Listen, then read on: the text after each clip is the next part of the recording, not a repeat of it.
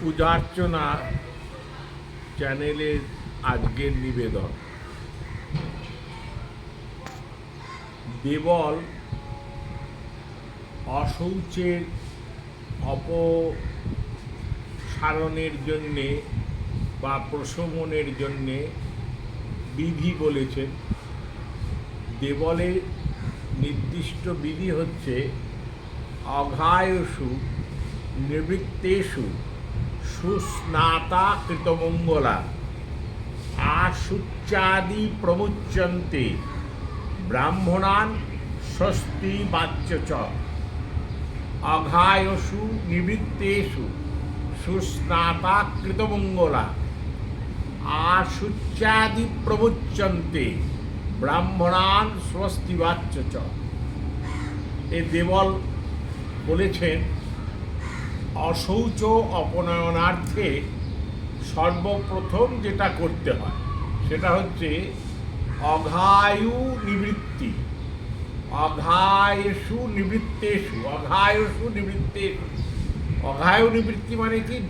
মানে অশৌচ দিন অবধি, অর্থাৎ দশম দিবস অবধি ব্রাহ্মণের ক্ষেত্রে এরকম যার যেমন অশৌচ নির্দিষ্ট আছে।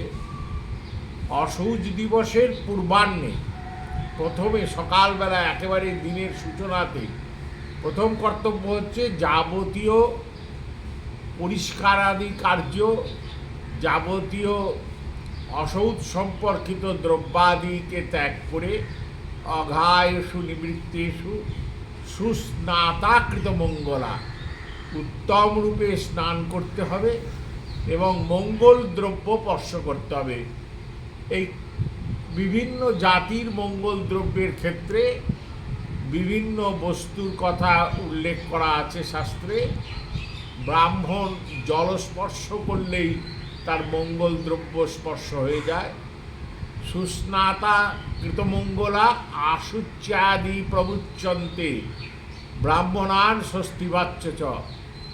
অশৌচ নিবৃত্তির জন্যে ব্রাহ্মণগণের দ্বারা স্বস্তিবাচন করাবেন। স্বস্তিবাচন না করালে প্রথমে